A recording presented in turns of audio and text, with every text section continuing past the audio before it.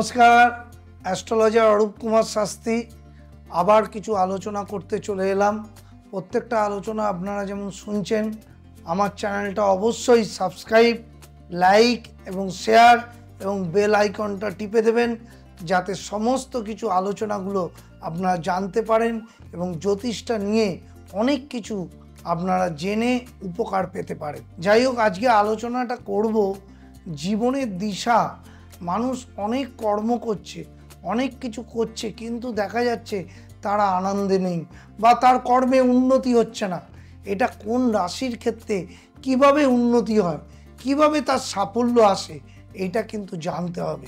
আজকের আলোচনা বিষয়টায় কোন কোন রাশি নিয়ে বলবো, সেটা হচ্ছে ধনু থেকে মীন পর্যন্ত বলবো।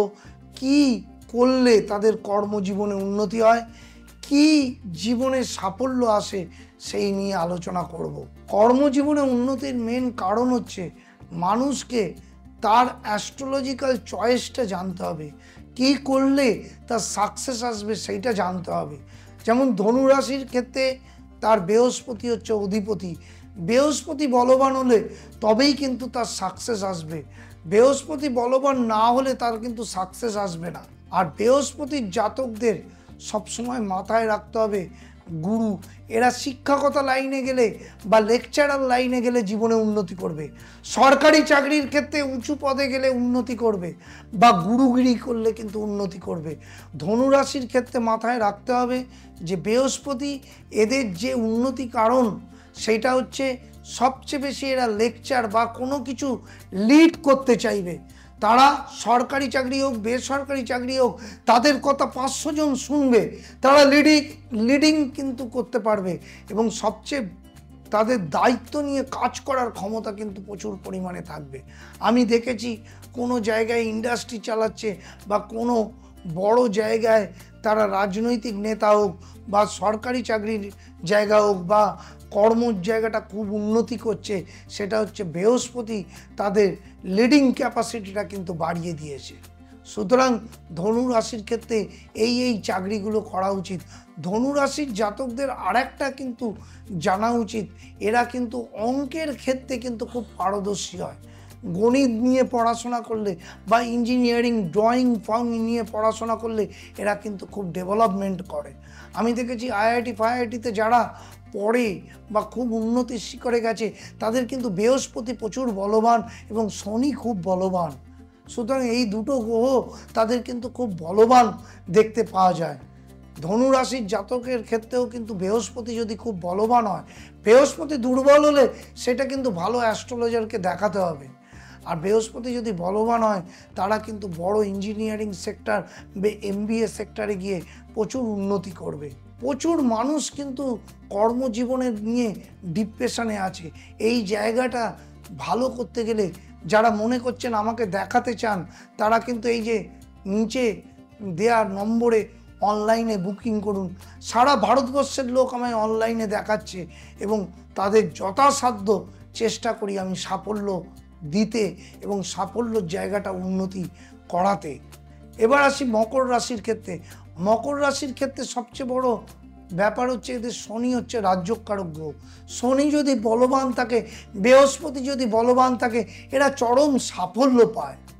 আমি দেখেছি মকর রাশির জাতকরা প্রচুর পরিমাণে হার্ড ওয়ার্ক করে এবং তারা কিন্তু সাফল্যের জায়গাটা খুঁজে পাওয়ার জন্য প্রচুর পরিমাণে চেষ্টা করে। তারা একটা কাজে বসে থাকে না, তাদের চেষ্টা, সাফল্য পেলেও তারা চেষ্টা করে। এমন একটা রাশি, তো সাফল্য পেয়ে গেছে, দেখছে উন্নতি হয়ে গেছে, তাতেও সন্তুষ্ট না, আরও সাফল্য চাই।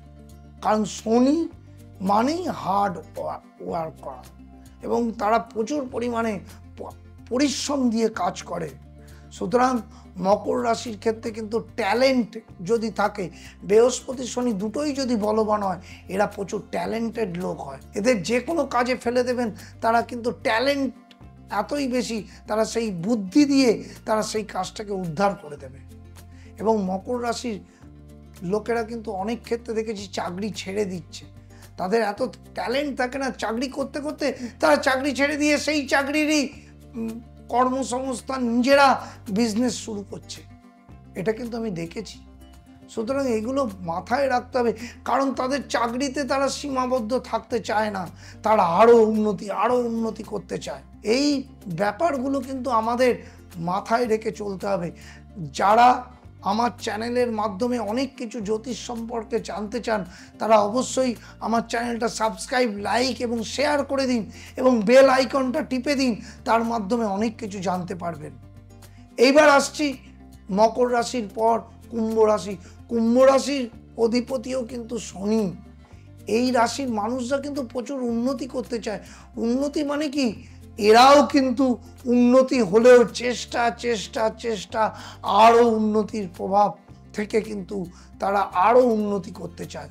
সুতরাং কুম্ভ রাশির ক্ষেত্রে কিন্তু এরা খুব ধার্মিক হয়, এরা ভগবান বিশ্বাসী হয় এবং দুঃখ আর থেকেও এদের ট্যালেন্টের জন্যে এরা কিন্তু ভগবানকেই এরা সাফল্যর কারণ মনে করে। এরা যদি উন্নতি করে ভগবানকেই মনে করে উন্নতির কারণ, আবার এরা যদি উন্নতি নাও করে তাহলেও ভাবে যে ভগবানের ইচ্ছাতেই উন্নতি হচ্ছে।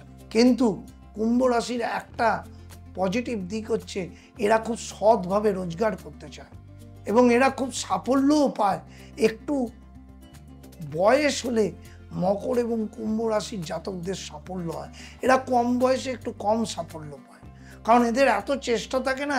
এরা কর্মজীবনে উন্নতি করলেও তখনও মনে করে এরা সাফল্য আসেনি, তখন আর একটা চেষ্টা করে এরা বয়সকালে জীবনে উন্নতি করতে পারে। সুতরাং এইগুলোকে মাথায় রাখতে হবে। এবার আসি মীন রাশি। মীন রাশির ক্ষেত্রে কিন্তু সবচেয়ে বলবান হচ্ছে বৃহস্পতি। যদি বৃহস্পতি বলবান থাকে এরা সাকসেস পাবে, না হলে কিন্তু এদের কিন্তু সাকসেস হতে চায় না। মীন রাশির ক্ষেত্রে কিন্তু আমি দেখেছি মঙ্গল, রবি এবং বৃহস্পতি যদি বলবান থাকে এরা বড় ডাক্তার হয়, এরা কাটা ছেঁড়ায় খুব এক্সপার্ট হয়।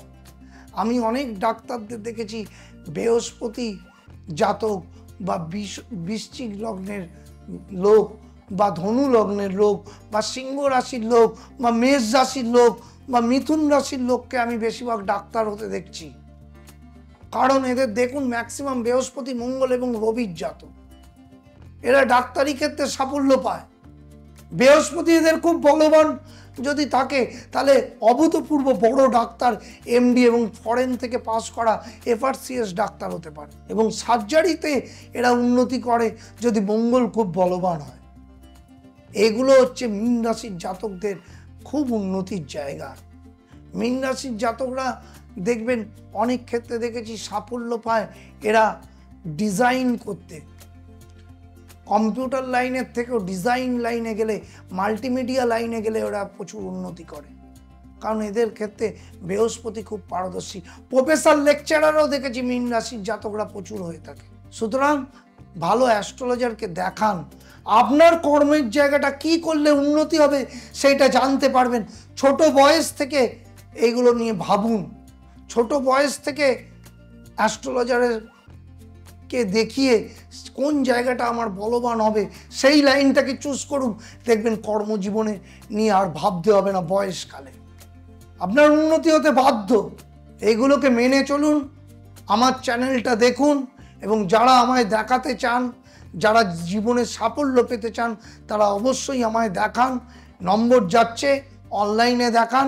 যারা দূরের বন্ধুরা আছে, আমি প্রতিটা মানুষকে সময় দিয়ে দেখি এবং পরবর্তীকালেও তাদের পাশে থাকি।